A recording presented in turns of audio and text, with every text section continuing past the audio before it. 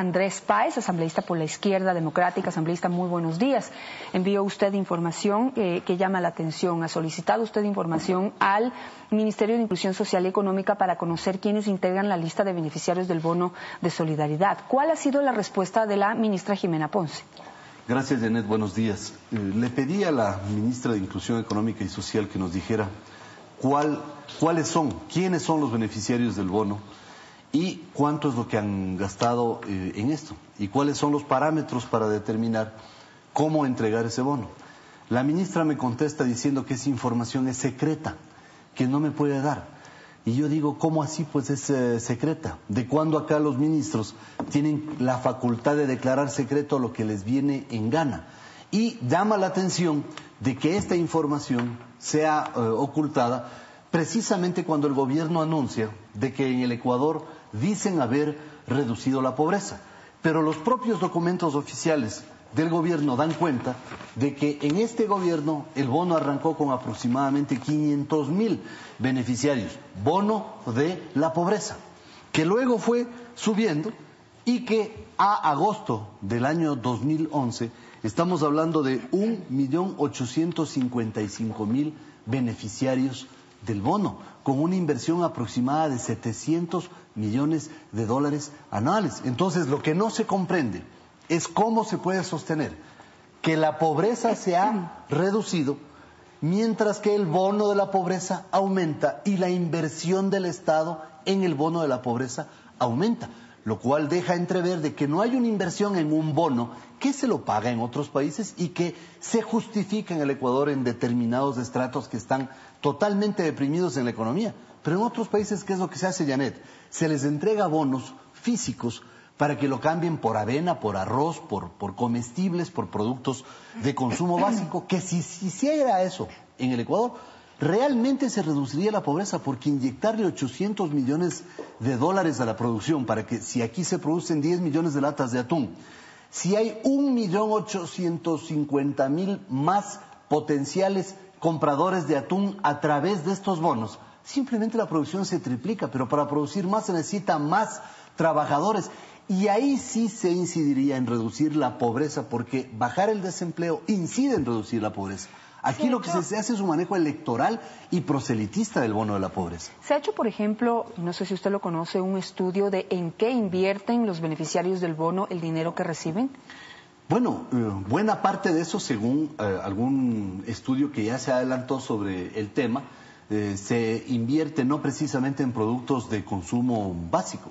Hay un enorme consumo, por ejemplo, en tarjetas de teléfono celular, que eso es preocupante, no porque sea malo que hablen por teléfono, sino que hay que priorizar los gastos de esos estamentos que son los más deprimidos. Desgraciadamente, si es que se entrega dinero en efectivo, lo que la gente hace es, en algunos casos, no darle el destino apropiado, cuando lo que corresponde es, como lo hacen en otros países, más bien que ese dinero sirva para estimular al aparato productivo. Pero, insisto, Janet, ¿por qué el secretismo?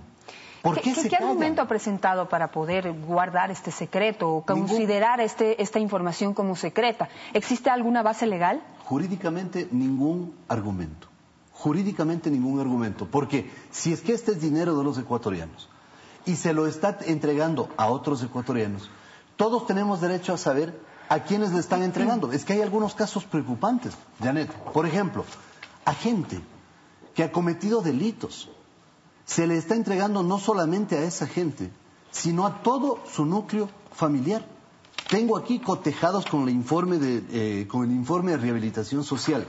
Gente detenida por asesinato, por violación, en donde 6 miembros de una familia, mientras este individuo permanece detenido por asesinato en la cárcel del Tena, 6 miembros de su familia están cobrando el bono Pero de la Andrés, pobreza. ¿cuál sería el problema allí? Digamos, si la cabeza de familia está preso, se podría entender que de alguna manera se le está ayudando a la familia a poderse sostener. Sí, por supuesto. El problema es de doble vía, de que no hay un sistema de rehabilitación social que permita que esta gente pueda producir, y por otro lado de que hay muchos ecuatorianos que están pidiendo caridad, que no han cometido delitos y que no están accediendo al bono de solidaridad. Quizá ahí está la clave de la información. ¿Será que no la quieren entregar porque no se puede o se podría revelar que hay personas en la lista que, independientemente de que si son delincuentes o familiares de delincuentes, no necesitan el bono, y hay otras que sí y no lo reciben? Esa puede ser una, pero la otra, y de la que yo sospecho seriamente, es de que en esa lista está enrolada una enorme cantidad de gente que servirá como activistas electorales, por un lado para la conformación de estos comités de la revolución que ha anunciado el gobierno, y por otro lado para la campaña electoral de este año. Porque por eso queremos saber quiénes son los beneficiarios del bono. Insisto, hay sectores deprimidos de la sociedad que necesitan de ese bono, de esa ayuda, y por supuesto el gobierno hace bien en entregársela. Pero lo que no se puede entender es que se diga paladinamente, en el Ecuador se ha reducido la pobreza y resulta de que cada vez hay más beneficiarios del bono. Ese es un contrasentido que no tiene explicación y que no puede estar oculto ante una sociedad que quiere saber qué es lo que se hace con su dinero. Eso definitivamente es una incoherencia que debería ser aclarada por la ministra Jimena Ponce. Para poder lograr obtener esta información, ¿existe alguna base legal a la que usted pueda acudir? Sí, por supuesto. Las normas de la Ley de la Función Legislativa, en las cuales claramente se consagra, primero, mi facultad de pedir esa información. En segundo lugar, las normas de la Constitución que le obligan a la ministra de Inclusión Económica y Social a entregar cualquier información, porque hay información de seguridad nacional que compromete la seguridad nacional, que esa sí es reservada, no obstante de lo cual también se puede acceder a ella a través de determinados procedimientos. Pero la lista de los beneficiarios del bono, ¿por qué razón no puede ser objeto de un escrutinio público de la sociedad? Porque además se está pagando con nuestro dinero. Aunque todos aceptamos de que hay sectores que se les debe ayudar, queremos saber de qué manera se está articulando la provisión de estos fondos. Ahora, si cualquier persona revisa cualquiera de las páginas web de los ministerios, podrá encontrarse que siempre en primera página, y muy resaltado y destacado, está la ley de transparencia. La ley de transparencia obliga a que los ministros o funcionarios públicos pues transparenten la información que manejan. ¿Esta información de quienes reciben el bono no debería estar en la página web? ¿Debería estar en la página web? No está. Debería estar, y debería estar con todo detalle. ¿Quiénes son los beneficiarios? ¿Por qué razones? ¿Cuándo fueron calificados? ¿Si cumplen o no con los requisitos? Porque ellos mismos han establecido requisitos. Queremos saber cómo es que ha ido creciendo desde aproximadamente 500.000 a 1.850.000 personas. ¿Y cuáles son los criterios de clasificación, de selección, para entregar este bono? Porque finalmente, Janet, ese es dinero de todos los ecuatorianos. Que estamos de acuerdo en que se atienda a determinada gente, de acuerdo. Pero queremos saber cuáles son los criterios en un año electoral en el cual se puede reclutar mano de obra electoral con dinero ajeno, porque ese dinero no es de Alianza País, ni es de Correa, ni es de este gobierno. Ese es un dinero de todos los ecuatorianos y tenemos derecho a saber qué es lo que están haciendo con nuestro dinero. Vamos con el otro tema. Tampoco ha podido obtener información de cómo se negociaron los bonos de la deuda externa, alegando también que es información secreta.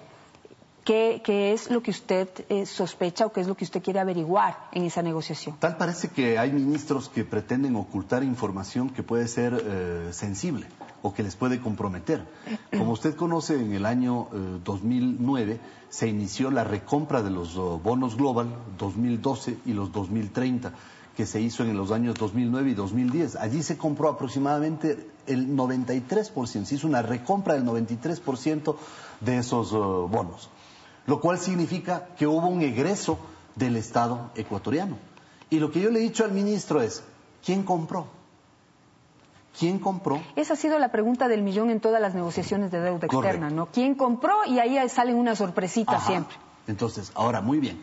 Como esta es una recompra, queremos saber cuánto dinero gastó el Estado ecuatoriano en esa recompra. ¿Quiénes hicieron de comisionistas? Porque son transacciones que demandan de ciertos procedimientos. ¿Qué participación tuvo el grupo financiero del Banco del Pacífico, considerando de que probablemente intervinieron, ya que es un banco que está en manos del Estado? ¿Con cargo a qué partida presupuestaria se compraron, se recompraron los bonos?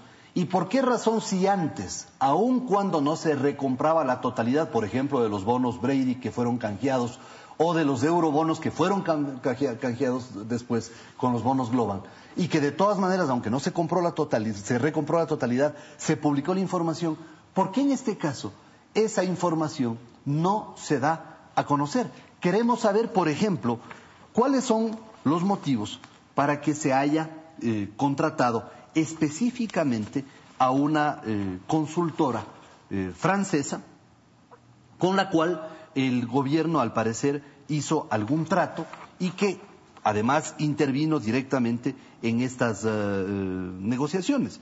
Entonces, si queremos eso es porque evidentemente tenemos información de que en estas operaciones pueden haberse dado ciertas situaciones que merecen ser examinadas. No es que yo esté insinuando nada, lo que estoy diciendo es, señor ministro de Finanzas, usted no puede ocultar la información sobre la recompra, porque además hay una cosa, Janet, como legisladores no podemos permitir que se siente el precedente de que un ministro, porque le viene en gana, simplemente declare reservada información que les parece sensible. Usted mismo señala que se podría estar basando en el artículo 137 de la Ley de Transparencia, que dice que si la negociación no se ha hecho al 100%, no es obligación de la autoridad entregar esa información o hacerla pública. Ya, pero lo que dice es, el artículo 137, es de que se le puede declarar secreta esa información si es que en el procedimiento se pudiera generar pérdidas o condiciones desfavorables a los intereses del Estado. Este es el punto del artículo 137 que yo quiero que el ministro de Finanzas lo explique. Si es que esta recompra nos diga, produjo o no lo que esta ley dice, pérdidas o condiciones desfavorables a los intereses del Estado. Porque dice que el carácter de reservado en las operaciones relacionadas con la deuda se mantendrán hasta que se proporcione la información previa a la subasta o transacción respectiva en el mercado de valores.